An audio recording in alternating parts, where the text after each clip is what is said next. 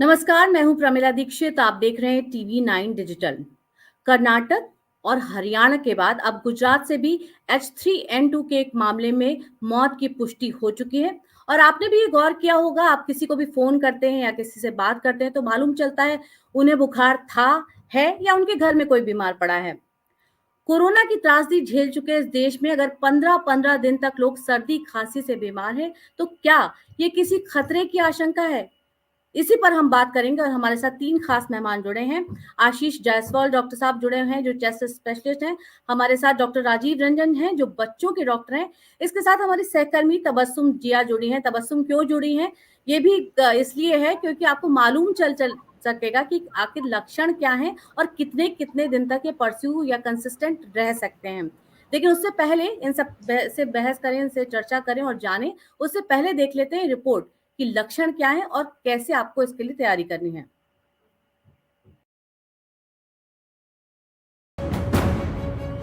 2020 में कोरोना महामारी ने दस्तक दी थी। कोरोना के कारण लाखों लोगों की मौत हो चुकी है। कई देशों में आज भी कोरोना का कहर जारी है। कोरोना के नए नए वेरिएंट लोगों को आज भी डरा रहे हैं। पिछले कुछ दिनों में भारत में कोरोना के मामले जरूर कम हुए हैं, लेकिन खत्म नहीं हुए। कोरोना पूरी तरह से अभी खत्म नहीं हुआ है। देश में अब H3N2 वायरस का प्रकोप तेजी से बढ़ रहा है।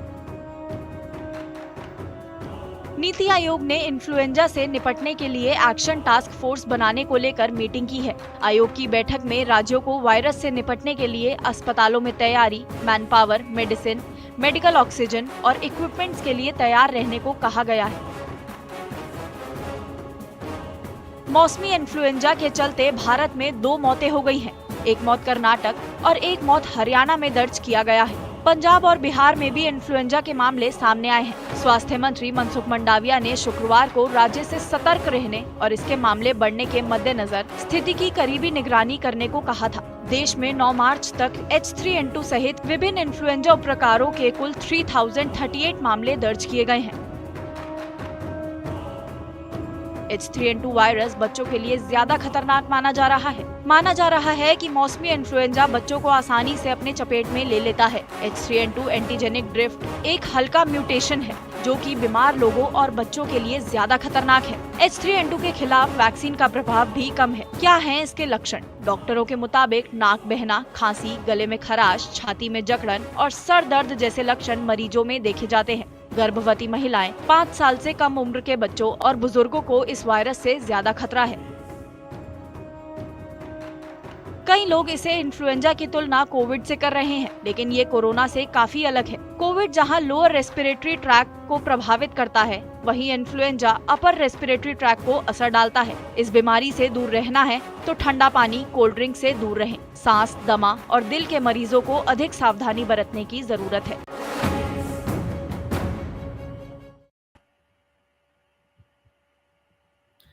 तो आपने लक्षण देखे, लेकिन कई बार हम लक्षणों को बहुत जनरलाइज कर देते हैं। अलग-अलग लोगों में अलग-अलग लक्षण हो सकते हैं। सरकार कभी भी ऐसी बात होती है तो कहती है कि आपने घबराना नहीं है, लेकिन सतर्क ज़रूर रहना है और इसीलिए आज हम ये चर्चा कर रहे हैं, आपको किन बातों से सतर्क रहना है। हमारे साथ 3 खास मेहमान हैं। डॉक्टर आशीष जायसवाल हैं, जो कि चेस्ट स्पेशलिस्ट हैं। डॉक्टर राजीव रंजन हैं, बच्चों के डॉक्टर हैं। और हमारी सहयोगी तबस्सुम जिया। आपने लक्षण सुन लिए इस खबर में, लेकिन कैसा महसूस होता है? आप क्या फ़ील करते हैं? क्योंकि तबस्सुम पिछले 15 दिन से इससे जूझ रही हैं। तबस्सुम, पहले तो आप बताइए, अब आप ठीक हैं और अभी भी क्या आपको कुछ जो साइड इफ़ेक्ट्स होते हैं वो महसूस हो रहे हैं? क्या पूरी तरह स्वस्थ हो पाई हैं आप? नहीं, मुझे 15 दिन से ज़्यादा हो गए हैं, लेकिन मैं कहूँ आप पूछो कि मैं पूरी तरह से ठीक हूँ तो नहीं। अब मतलब पहले मुझे बहुत कंजेशन था और खाँसी बलगम वाली थी, लेकिन अभी पिछले 2-4 दिन से मैं देख रही हूँ कि मेरे गले में मुझे सूखी खाँसी हो रही है। मतलब मेरे गले में इतनी ज़्यादा इरिटेशन है, बुखार नहीं है, मुझे ज़ुकाम नहीं है, जिससे मैं बहुत ज़्यादा परेशान थी। लेकिन अब मतलब मुझे ये फ़ील होता है। तो ये एक मैं अभी तक पूरी तरह कहूँ 20 दिन हो जाएँगे, लेकिन मैं पूरी तरह ठीक नहीं हूँ। डॉक्टर आशीष, इन्हीं लक्षणों के साथ सारे मरीज आ रहे हैं आपके पास और दिन में लगभग कितने आ रहे हैं? जैसे मामले की गंभीरता का मालूम अंदाजा आपको लग रहा होगा, क्योंकि कोविड भी आप देख ही चुके हैं। देखिए, जो इस बार जो वायरस H3N2 का है, ये अपर रेस्पिरेटरी के इन्वॉल्वमेंट कर रहा है, मतलब नाक में सर्दी कर रहा है, नाक से पानी आना है, जब ये पानी अंदर जी। जमा होता है तो हेडेक हो रहा है, लोगों को चक्कर आ रहा है इसके अंदर। और जो वायरल के कॉन्स्टिट्यूशनल सिम्टम्स हैं, जैसे फीवर आना, मसल्स में पेन होना, सोर थ्रोट होना, ये फीचर अर्ली स्टेजेस में आ रहे हैं। उसके बाद लोगों को खांसी लंबे समय तक इन्वॉल्व कर रही है, हेडेक लंबे समय तक इन्वॉल्व कर रही है। तो जो अर्ली स्टेजेस में है उसमें तो आपको कोविड से अलग कर पाना मुश्किल है, मगर 2 से 3 दिन में ही ये जो सिम्टम्स होते हैं ये केवल अपर रेस्पिरेटरी हो जाते हैं, जिससे हम बड़े आसानी से कोविड से इसको डिफरेंशिएट कर सकते हैं। इस बार एक बड़ा स्पेसिफिक है कि लोगों को डायरिया के साथ प्रेजेंटेशन हो रहा है, क्योंकि होली भी गई, लोगों ने बाहर का भी बहुत खाया। तो इस बार जी। देख रहे हैं जैसे कि जिन्होंने ज्यादा बाहर खाया तो डायरिया है, ये डायरिया में भी इसमें इस वायरस का ही कंट्रीब्यूशन है, तो जो कि कोविड में थोड़ा कम होता था। तो कुल मिला के सिम्टम्स वही होते हैं और सब, इसमें घबराने की कोई बात ही ना। इसमें जो सबसे इंपॉर्टेंट पॉइंट है, जो बंदे जो रिस्क फैक्टर्स है, मतलब जो पेशेंट जो हमारे जो कीमोथेरेपी के पेशेंट्स हैं, जो कार्डिक पेशेंट हैं, जो किडनी के पेशेंट्स हैं, जिनकी संभावता रूप से जिनकी इम्यूनिटी कम होती है, डायबिटीज जो कि अनकंट्रोल्ड है, या जो छोटे बच्चे हैं, उनमें क्योंकि ये प्रॉब्लम ज्यादा कर सकता है और उनमें ही ये ज्यादा दिक्कत हो सकती है। एक अच्छी बात यह है कि जो हम लोग वैक्सीन लगाते हैं क्वाड्रीवैलेंट, आपने देखा होगा कोविड की तो जी। वैक्सीन बनी थी, पर जो हम आजकल नई क्वाड्रीवैलेंट जो वैक्सीन नया स्ट्रेन है, उसमें H3N2 के अगेंस्ट में स्ट्रेन है, तो घबराने की बात नहीं ना। इनिशियली हमने देखा थोड़े आईसीयू में एडमिशंस बढ़े, नो डाउट, वो तो क्योंकि हर बार इस मौसम में थोड़े बढ़ते हैं, जो सिक पेशेंट्स हैं उनमें दिक्कत होती है। और इस पर जो डेथ्स भी हुई हैं वो इसके कारण नहीं हुई है, उनको ऑलरेडी देखिए, एक पेशेंट को कैंसर था, एक पेशेंट किडनी का था, एक बहुत ओल्ड पेशेंट था। जो डेथ भी हो रही है वो जो कि एट रिस्क पेशेंट है, जिसके अंदर इसने थोड़ा सा डिजीज को बढ़ाया और दिक्कत हुई है। तो घबराने की या पैनिक होने की कोई इसमें बात नहीं लग रही है। जी। लेकिन बड़े लोग तो पैनिक नहीं होंगे, लेकिन जब हम देखते हैं छोटे-छोटे बच्चों को इस तरह की दिक्कत आती है, तो माँ-बाप देख के ही परेशान हो जाते हैं। अगर बुखार भी 2 दिन से ज़्यादा हो तो दिक्कत हो जाती है, जब 15-15 दिन चल रहा है। तो डॉक्टर राजीव जी, आपके पास किस तरह के लक्षणों के साथ बच्चे आ रहे हैं? Very good afternoon. क्योंकि मैं पेडियाट्रिशियन हूँ तो मैं बच्चों के पर्सपेक्टिव पे ही बात करूंगा। और अगर हम देखें तो लास्ट 2 महीने में 40 to 50% ओपीडी केसेस बढ़े हैं, जिसमें बच्चे खास करके प्रभावित हो रहे हैं इन्फ्लुएंजा वायरस से। और उनमें इस बार जो लक्षण है वो खतरनाक तो नहीं है, लेकिन काफी लॉन्ग ड्यूरेशन में फीवर और ये सारे सिम्टम्स रहते हैं, जो कि अदर गेस्ट ने अभी इसकी चर्चा की है। जो हम बच्चों में देख रहे हैं, इसमें जो तेज बुखार होता है वो बुखार की दवा से भी कम नहीं होते, जिसमें हम पेरेंट्स को काउंसिल करते हैं कि आप स्पॉन्जिंग करें। नंबर ऑफ केसेस इतने ज्यादा है कि मैं आपको बता नहीं सकता।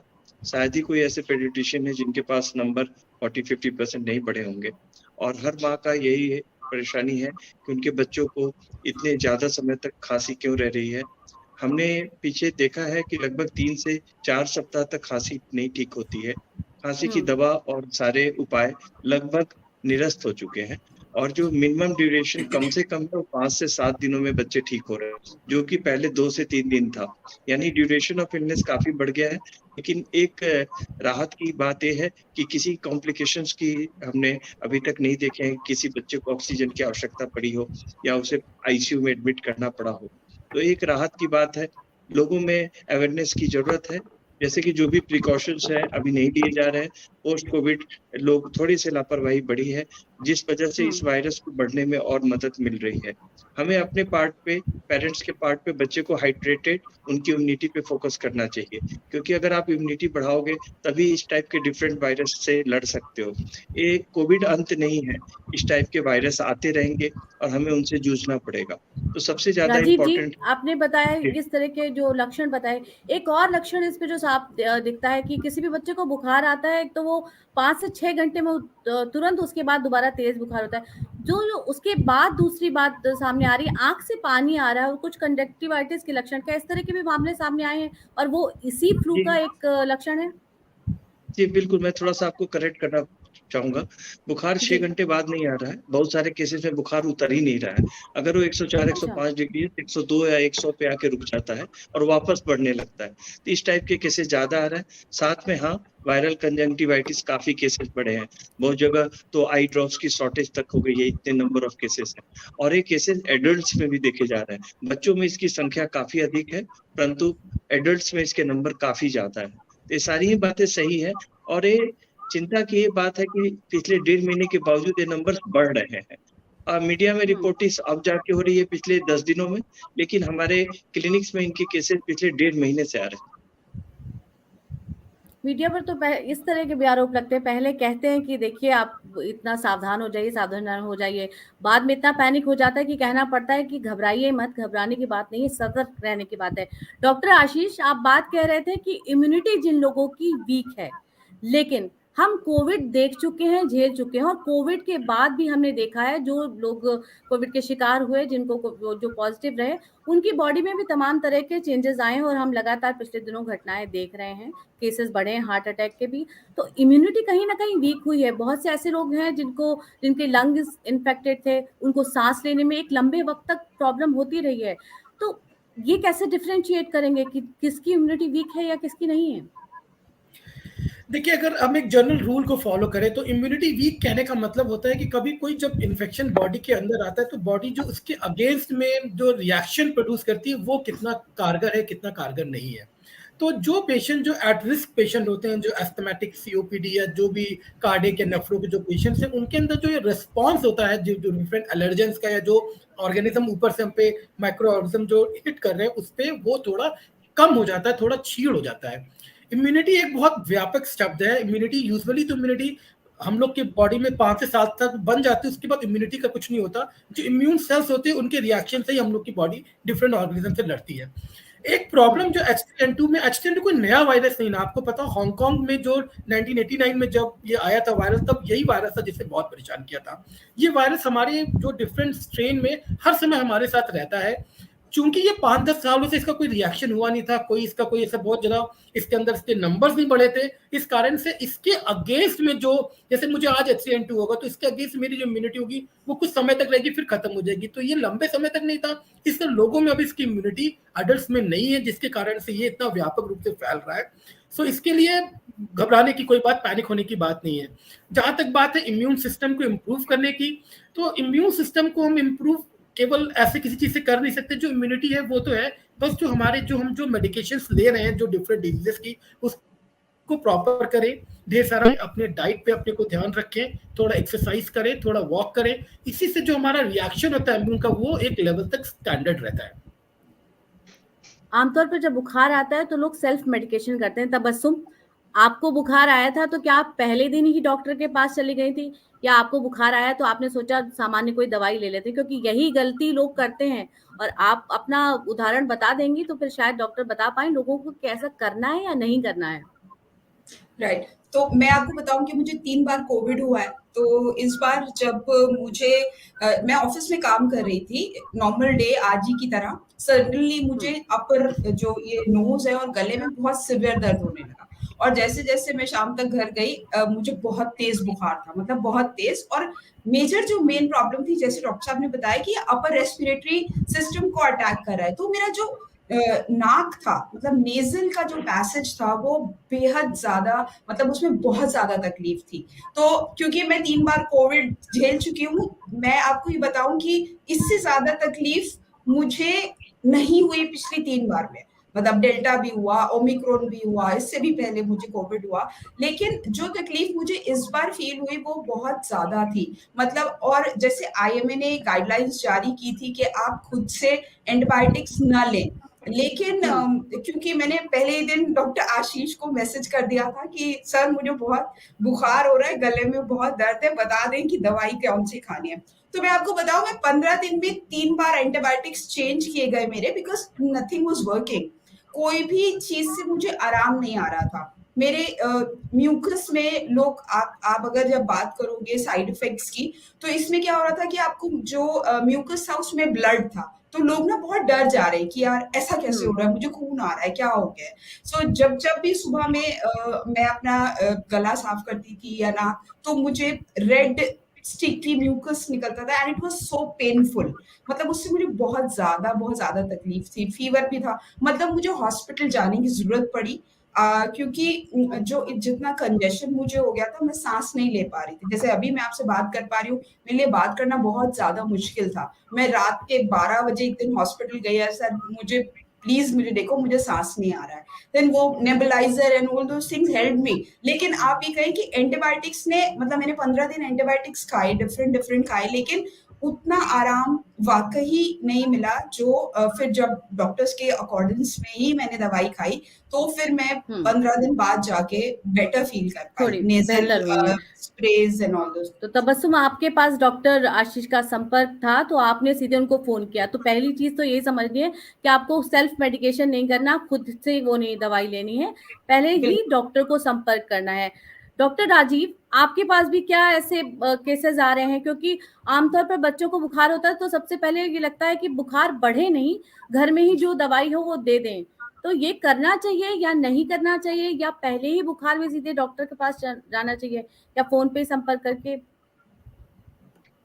देखिए, जहाँ तक बुखार की दवा की है, उसके लिए तो आपको अविलंब, आपके पास जो बुखार की मेडिसिन है पैरासिटामोल, वो आप अविलंब दे सकते हैं। आप स्पॉन्जिंग कर सकते हैं, घरेलू उपचार कर सकते हैं। बट मुझे लगता है एंटीबायोटिक्स बिना डॉक्टर के सलाह के नहीं लेनी चाहिए। और मैं ऐसा देख रहा हूँ कि एंटीबायोटिक्स इफेक्टिव भी नहीं है, जैसा तबस्सुम जी ने अभी बताया। आप कितने भी एंटीबायोटिक्स बदल लो, ये वायरस अपना समय पूरा करता है।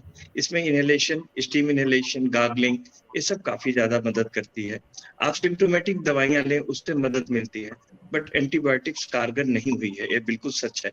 और सेल्फ मेडिकेशंस में आप सिम्प्टोमेटिक दवाइयाँ ले सकते हैं, बट एंटीबायोटिक्स आपको अपने चिकित्सक की सलाह से ही लेनी चाहिए। डॉक्टर आशीष, एक बड़ी अजीब सी बात है, जिस देश में पहले इस तरह होता था कि डॉक्टर बता देते थे ये लाल गोली सुबह खा लेना, पीली गोली शाम को खा लेना और ये लाल वाला मिक्सचर ले लेना। दवाओं के भी रंग से पहचाना जाता था। उस देश में आप लोग म्यूटेंट पे बात कर रहे हैं, वेरिएंट पे बात कर रहे हैं। आईफोन तो है नहीं, बहुत हम गंभीर बात कर रहे हैं, लेकिन अगर हम इसे फ़ोन के उससे समझें तो आईफोन का जैसे 14 है, प्रो मैक्स है, इस तरह फ़ोन के वर्ज़न पे जैसे बात होती है, अब लोग कोविड के वर्ज़न पे बात करते हैं, ये कौन-सा वेरिएंट है? तो अब ये कैसे पहचाना जाए, ये इतना घातक है, ये इससे ज़्यादा घातक नहीं है, जानलेवा नहीं है, आप हालाँकि बता रहे हैं कि जानलेवा नहीं है, फिर भी कहाँ सतर्क रहने की ज़रूरत है, और ये म्यूटेंट कैसे वेरिएंट कैसे पहचानते हैं?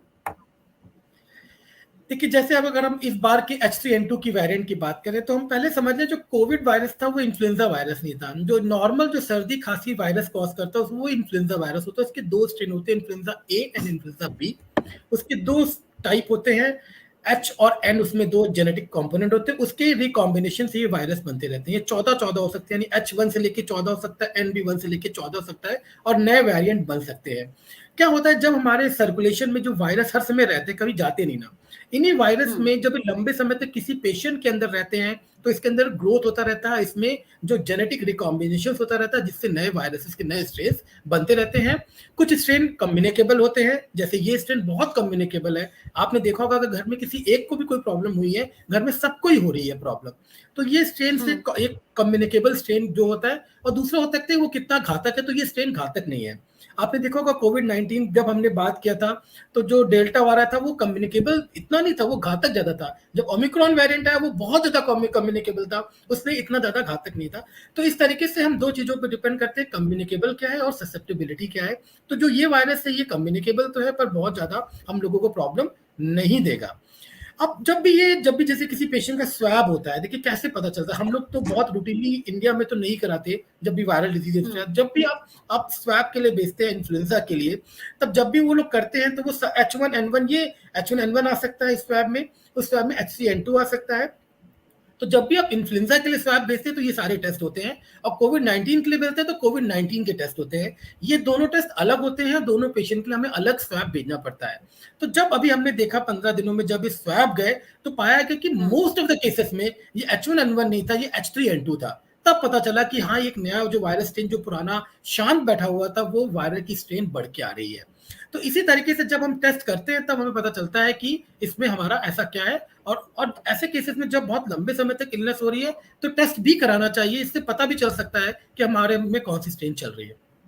यही सवाल था डॉक्टर आशीष, आप कह रहे हैं लंबे वक्त तक जब हो तो टेस्ट कराना चाहिए।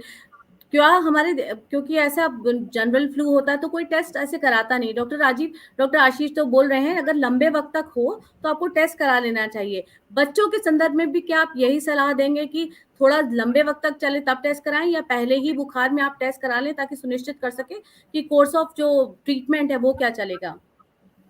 देखिए एज अ पेडियाट्रिशियन हमें थोड़ा सा क्लिनिकल एक्सपर्टाइज का ज़्यादा यूज करना पड़ता है, क्योंकि नंबर ऑफ ओपीडीज बहुत होते हैं। अगर हम जी। रोज 80-90 पेशेंट देख रहे हैं तो हम इतने नंबर में टेस्ट नहीं करा सकते, और ये टेस्ट काफी कॉस्टली है। मैं तो चाहूंगा कि गवर्नमेंट आगे बढ़ करके इसको एक सब्सिडाइज रेट पे टेस्ट करे। फ्लू के जितने टेस्ट हैं काफी कॉस्टली है, एक आम आदमी उसको अफोर्ड नहीं कर सकता। और सबसे बड़ी बात है कि अगर H3N2 पॉजिटिव भी आता है तो हमारे ट्रीटमेंट लाइन में कोई खास फर्क नहीं पड़ता। इसलिए पर्सनली मैं ज्यादा टेस्ट नहीं कराता हूँ। कोई केस ऐसा है जिसमें थोड़ी सी काफी ज्यादा अगर घबराहट की बात होती है या काफी प्रोलॉन्ग्ड है या कुछ सिम्टम्स जो ब्रीदिंग से जुड़ते हैं, वहां हम लोग डायग्नोसिस पर्पज से जरूर टेस्ट लिखते हैं, बिकॉज ये टेस्ट काफी एफोर्ड से बाहर है। ऑलमोस्ट प्राइवेट लैब्स में these are above 4000 per test, which is very costly. Doctor Ashish, क्या टेस्ट करा लेना चाहिए इसका? आप कह रहे थे लंबे वक्त में, लेकिन क्या सिर्फ पैसे की वजह से नहीं करा रहे हैं या करा लेना चाहिए? क्योंकि कोविड में हमने देखा स्थिति एक वक्त में इतनी भयावह हो गई कि इससे कम से कम संक्रमण में लोग ना आए, वो स्थिति देखनी चाहिए। तो ये क्या उस ओर बढ़ता हुआ आपको दिख रहा है? क्योंकि आप बता रहे हैं जानलेवा नहीं है, लेकिन फिर भी अगर एक ही जगह पर सब लोग बीमार पड़ते रहेंगे तो उससे बाकी चीजों पर असर तो आएगा ही। देखिए, जो सर ने बोला मैं उसको एग्री करता हूँ कि कॉस्ट बहुत बड़ा फैक्टर इंडियन सब कॉन्टिनेंट में है। तो इनिशियली टेस्ट कराने का कोई लॉजिक ना हो अनटिल अनलेस हमें अगर इस टेस्ट की कोई भयावह दिख रही हो। जब हम देख रहे हैं कि नॉर्मल रूटीन सा अपर रेस्पिरेटरी है, साइनोसाइटिस है, फेरेंजाइटिस है, ये इन्वॉल्व कर रहा है, क्लिनिकली हमको समझ में आ रहा है कि ये यही है, तो हर बार अननेसेसरी टेस्ट कराने से कोई लॉजिक इसके अंदर होता नहीं ना। हमको ये मान के ही चलना चाहिए कि ये H3N2 या ऐसा कोई इन्फ्लुएंजा का वेरिएंट है, जिसके लिए हमें थोड़ा आइसोलेशन रखना चाहिए। जो घरेलू उपचार हैं, जो एक्सेस ऑफ फ्लूइड को इंटेक को आप ज्यादा बढ़ाइए, अपना सिम्टोमेटिक जो ECM ले लीजिए, वो ज्यादा बेटर है इन कंपैरेटिव टेस्ट कराने के लिए। हाँ, ये बहुत लंबे समय तक खिंच गया, क्योंकि तब उसमें ये प्रॉब्लम हो सकती है कहीं H1N1 ना हो रहा हो या कोई और वेरिएंट इसके अंदर ना हो रहा हो। तो ऐसे केसेस में लेट स्टेजेस में टेस्ट की कोई वैल्यू है, अर्ली में तो इट इज नॉट रिकमेंडेड। और अभी तक आईएमए ने भी बोला नहीं ना कि बहुत आगे सर चढ़ के, जैसे हम कोविड में बोलते थे आप तुरंत ही टेस्ट कराइए। क्यों? कोविड का क्योंकि जितनी ज्यादा हम टेस्टिंग करेंगे तभी हम डिजीज को कंटेन कर सकते हैं। पर ये जो वायरस है ऑलरेडी पूरे सर्कुलेशन में हो चुका है, अभी तो सबको हो ही चुका है, अब कंटेन करने का कांसेप्ट तो रह ही नहीं गया इस केस में। तो इस केस में टेस्ट अर्ली कराने का कोई लॉजिक नहीं बैठता। तबस्सुम, आपने टेस्ट कराया था या अपने तजुर्बे से ही समझ गई थी कि ये लंबा चलने वाला है? नहीं, मैंने टेस्ट नहीं कराया और मैं ये भी समझ नहीं पा रही थी कि ये इतना लंबा कैसे खिंच गया। मतलब क्योंकि कोविड में फिर भी आप शायद 8-10 दिन में बेटर फील करने लगते हैं, पर इसमें तो क्या था कि आप आज ठीक हैं, 2 दिन आपको थोड़ा बेटर फील करते हैं, फिर 2 दिन बाद आपको फिर से सिवियर अपर रेस्पिरेटरी प्रॉब्लम होने लगती है। तो मतलब टेस्ट तो मैंने नहीं कराया और मुझे अंदाजा भी नहीं था इस चीज का कि फ्लू के लिए टेस्ट कराना है। अगर डॉक्टर कहते तो मैं जरूर करती, लेकिन हाँ, मैंने जो एक चीज की वो बिना डॉक्टर की सलाह के कोई मेडिसिन नहीं ली और अपने हर सिम्टम्स के लिए और ऐसा भी नहीं किया कि मैं घर में बैठी हूँ और मैंने बुखार की दवा खा ली या डोलो खा ली या एंटीबायोटिक खा लिया या कुछ भी खा लिया। तो मैंने बिल्कुल रिस्ट्रिक्टली डॉक्टर की सलाह के हिसाब से ही किया। जब मुझे बहुत ज्यादा प्रॉब्लम होने लगी तो मैं हॉस्पिटल गई। अदरवाइज आपको, और जैसे डॉक्टर साहब ने बताया कि रेस्ट बहुत जरूरी है, बिकॉज इसमें इतना फटीग था, आपको इतनी थकान लग रही थी कि आपको समझ में नहीं आ रहा था कि आपको हो क्या रहा है। सो वो चीजें आप अपने डॉक्टर की सलाह और जो घरेलू नुस्खे हैं जैसे कि आप स्टीम और नेबुलाइजर, ये चीज से भी बहुत बहुत हेल्प हुई। तो मुझे ये 2 चीजों ने भी बहुत हेल्प करी। डॉक्टर राजीव और डॉक्टर आशीष दोनों से ये सवाल है। पहले डॉक्टर राजीव, आप बताएं कि ब्रोंकाइटिस के भी मामले इसमें सामने आ रहे हैं, क्योंकि लंबे वक्त से खांसी जो हो रही है तो ये भी हमने देखा है कि ब्रोंकाइटिस हो रहा है लोगों में। बिल्कुल, ऐसे केसेस काफी नंबर्स में आ रहे हैं, और खास करके जो पहले से ही जिनकी एलर्जिक बच्चे हैं, जो काफी क्रोनिक हैं, जिनको बार बार अटैक आता है, वो लोग काफी प्रोन होते हैं इसमें। और ब्रोंकाइटिस के केसेस आते हैं, वहाँ हम लोग समुचित एंटीबायोटिक का प्रयोग करके उसको रोकने की कोशिश करते हैं। बट की टेक अवे इससे यही है कि किसी भी वायरस में bed rest, hydration, gargling, steam inhalation and lot of water, hydration, ये काफी जरूरत है, और इन चीजों से आप इन चीजों को कंटेन कर सकते हैं। एक और मैं आपके चैनल के माध्यम से सभी पेरेंट्स को कहना चाहूंगा कि अपनी लाइफ स्टाइल में बदलाव करें। पीछे विगत 2-3 वर्षों में हमने देखा है कि जो लाइफ स्टाइल में गिरावट आई है, वो एक खास वजह है इन चीजों को न रोक पाने में, फैलाने में और काफी ज्यादा संक्रमित होने में। मुझे लगता है जिस टाइप की जो फूड स्टाइल है बच्चों में आजकल के, वो काफी चिंताजनक है। लोग जितने फास्ट फूड के तरफ जा रहे हैं, जितने ड्रिंक्स पीते हैं बच्चे और मेन फूड से जितना वो दूर होते जा रहे हैं, मुझे लगता है बीमारी को उतना वो अपने पास बुलाने में मदद कर रहे हैं। और मैं अपने पेशेंट्स को हमेशा सलाह देता हूँ एक नॉर्मल पीरियड्स में भी, और मुझे लग रहा है आने वाले भविष्य में भी जिस तरह से हमारी लाइफस्टाइल बदली है, हम और भी कई तरह के वायरसेस को, कई तरह को निमंत्रण दे रहे हैं। और ये आप परेशान रहेंगे। कोई भी वैक्सीन है वो पर्टिकुलर चीजों के लिए बनती है, नई नई चीजें आती जाएंगी, तो आपकी परेशानियां कभी खत्म नहीं होंगी। तो सबसे अच्छा है कि आप अपने ऊपर मेहनत करें, अपनी इम्यूनिटी को रोज बढ़ाएं। एक नियमित प्रक्रिया है, किसी बीमारी के वक्त में आप ध्यान दें और फिर लापरवाह हो जाए तो आपको सीजनल बीमारियां होती ही रहेंगी। लाइफस्टाइल में बदलाव तो एक बहुत बड़ा तरीका है इन चीजों से निपटने का। कोई प्रिवेंटिव फ्लू की वैक्सीनेशन भी आप सलाह करेंगे कि वो पहले ही अगर लगवा दी जाए, जिससे प्रिवेंशन बिल्कुल, हो हमारे सके? पेडियाट्रिक क्लिनिक्स में तो फ्लू के वैक्सीन रेगुलर एनुअल वैक्सीनेशन होती हैं और वैक्सीन के प्रति जागरूकता बढ़ी है। बट मैं साथ में उसमें ऐड करना चाहता हूँ न्यूट्रिशनल फैक्ट्स को, जो आप डे टू डे रूटीन में कहते हैं ना कि घर सबसे बड़ा स्कूल होता है, तो जो सबसे ज्यादा बदलाव आपको करने की जरूरत है वो घर के डाइट में है, बच्चों के रखरखाव में है कि आप उसको क्या खिलाते हैं, रोज क्या देते हैं। ज्यादा मात्रा में आज के लोग बाहर के आउटिंग्स में फूड लेते हैं, ड्रिंक्स लेते हैं बच्चे को, और उनकी लाइफ स्टाइल बिल्कुल विपरीत हो गई है, जो कि इन तरह की बीमारियों में लड़ने में मददगार नहीं होगी। वैक्सीन एक हद तक आपको मदद करती है, सब कुछ अपने खान पान में बदलाव बहुत दरकार है। डॉक्टर आशीष, आपसे वही सवाल कि ब्रोंकाइटिस के मरीज आ रहे होंगे, क्योंकि हमने देखा खांसी भी लंबे लंबे वक्त तक जो है, बुखार आपका उतर भी जाए तो एक एक महीना लग रहा है लोगों को खांसी से निजात पाने में।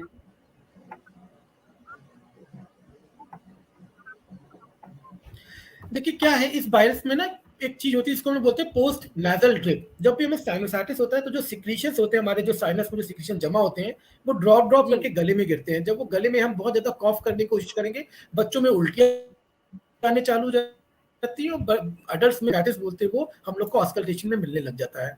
तो जो इसमें ब्रोंकाइटिस है ये उन्हीं पेशेंट में हो रहा है जो पेशेंट ऑलरेडी चेस्ट के पेशेंट है, या जो पेशेंट एलर्जिक है, या जो पेशेंट अपने एस्थमेटिक पेशेंट्स है, उन्हीं में ये प्रॉब्लम ज्यादा मिल रही है। नॉर्मल में लोगों में भी ये प्रॉब्लम बढ़ रही है। जैसे जो पोस्ट कोविड लंग्स हैं, वो भी थोड़ा सा, उनमें भी एनाटॉमिकल थोड़ा तो डिस्ट्रप्शन हुआ है, तो उसके अंदर भी जो ये पोस्ट नेजल ड्रिप है जो कि प्रॉब्लम कर रहा है। जहां तक बात है दूसरा क्वेश्चन जो वैक्सीन का था, जी वैक्सीन तो हम लोग 15 साल से कम में या 60 इयर्स के ऊपर में सबको हम लोग बोलते हैं फ्लू शॉट एनुअली लगाना चाहिए, जो कि रिकमेंडेड है हर जगह की गाइडलाइंस है।